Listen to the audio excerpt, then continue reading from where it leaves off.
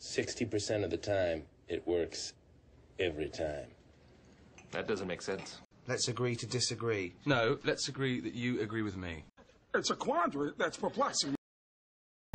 So just as quickly as I posted a video asking whether Freeman Fly is legit, and that based on his own words, his own admissions that at least at some point in his life he purposefully deceived crowds of people.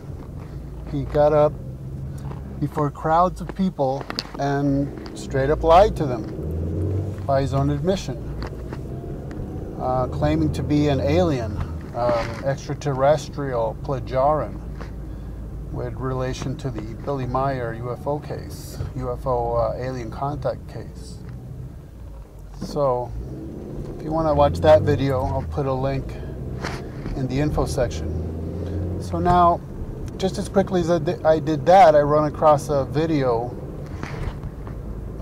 from Freeman Fly where he states that he's been wanting to get before a Christian audience for a long time now, and now under the auspices of Doug Hamp and Rob Skiba through their Quest for Truth cyber conference, he's going to get a chance to do that. And it's kind of, I don't know, the way he states things, it's so odd sometimes. Like in this case, he's very self-complimentary. Like, oh, yeah, they're in for it because of me. I'm going to watch what I'm going to do. I'm the guy. I'm going to do it.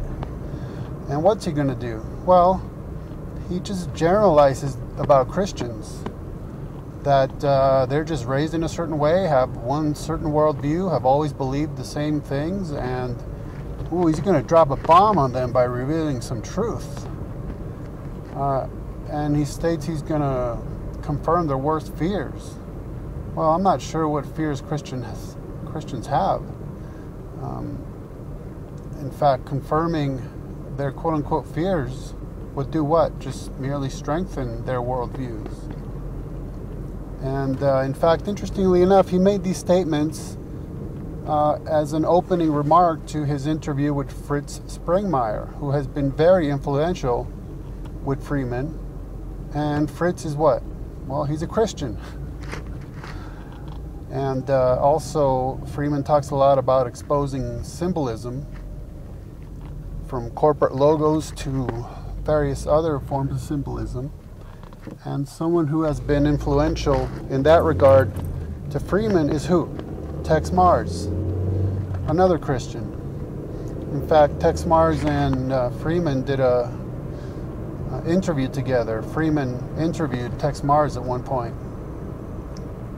In a discussion based on Tex Mars's book, Codex Magica, which I actually wrote a review for, and I'll put that information in I'll put that link in the information section as well. And of course, there's been many conspiracy theorists, Christians, down through the years.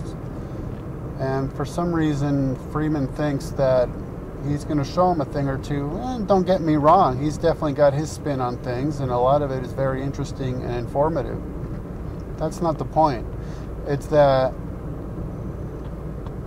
the question still remains, is Freeman Fly legit? Will he ever address the issue of his having purposefully stood before crowds of people, weaving tall tales, just lying right to their faces, deceiving them, doing so, and now stating that he's been really wanting to get before Christian audiences, doing so because he's going to show them a thing or two. He's going to confirm their worst fears. He's going to blow the lid off. He's going to really, well, he's going to really do what? I mean, that's the question that remains. What is he after?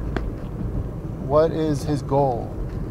When you listen to his description, what is the end goal here? Is it to pull the wool over someone's eyes again? Is it to lie to Christians? Is it to deceive them, as he has done in the past by his own admission? Or is that a thing of the past in his life? Is he beyond that? Is he now strictly communicating that which he thinks is the truth, and just wanting to get people of various worldviews together in order to expose the truth, the darkness? I don't have an answer for that. It's just the question remains. That's all I'm saying. So here, listen to what he has to say this time.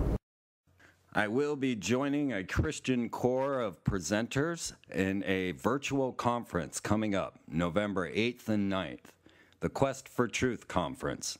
It's linked down there at the bottom of the Listen Live page if you want to check it out. Quest for Truth Conference is going to be more of a biblical situation, absolutely. They've called me out as the outsider. We did a pre-conference. You can watch this on YouTube. I'll probably get around to sharing that somewhere, and just kind of sharing what we were going to discuss in our different conference presentations. And this will be a virtual conference, so it's, I believe, $49, $49.95, and all the speakers will be presenting their PowerPoint presentations over the internet, live through Google Hangouts. And I'm real curious how this is all going to go, because if it works out really well, you know I'm going to be utilizing this technology. I have been studying very hard on Google Plus and the Google Plus Hangouts and how to give you live television. Of course, you saw that when we opened with Rob Skiba. Of course, there were a number of technical difficulties that occurred while you're live on the air trying to figure out how this system works. So I had to re-edit the whole show and make it into something better, but that Rob Skiba show is awesome. So Rob Skiba is one of the presenters in this conference, along with me and Doc Marquis and then a Christian core discussing angelic forces and rapture, and I'm not even sure where this is all going to go. So they're very intrigued by me. They don't know what they're in for yet, so they're kind of cautious. But Rob Skiba has given me the golden light and said, hey, this guy's all right, and you really need to hear what he has to say. And little do they know what they are in for. But I'm going to lay it out there. A Christian audience is something that I have sought for some time, although I must admit that I have trepidation. I really do. Because I can confirm a lot of Christians' worst fears, right? And this is not something that I really want to do. This is something that I think will have maybe even a negative reaction, that I, set off some sort of riot mentality. I don't know, but, it's definitely going to tweak their worlds. You guys don't know how gradual you've come to this understanding. And if you've had this one view of the world for so long, and then somebody drops in and just drops the bomb on you, shows you all the signs and symbols that are around you and how it interrelates to the satanic core. And, that's where I have to stand in such a strange position, being raised without a religion and yet seeing absolutely classifiable satanic symbols, satanic practices being used all the time. Most often I will look at this situation as sociological warfare, as psychological warfare and social engineering. That's often what I see in this puzzle, because obviously they want to utilize people's own belief systems to get what they want. The New World Order, that is. They want to, these nefarious elite, they want to shift people's consciousness into perversion. They want to shift people into hardcore fundamentalism as well, because only through these fundamental oppositions can they cause the conflict necessary to boil up as their New World Order. So we can see this clearly, day and night. And, Jamie's article on Beyonce is really an expose on what is necessary to understand this type of information that is being programmed into you. And of course, Freeman TV is something that I am trying to hopefully bring about this awakening into this whole situation with yet a buffer, calm into the storm, right? Because so much of our emotions are being used against us, and we see this again and again. The interview with Frater X obviously clearly showed that they are utilizing our own belief systems against us. We need to take care. And so as a presenter, as someone that is bringing this information out into the public, I have to take care.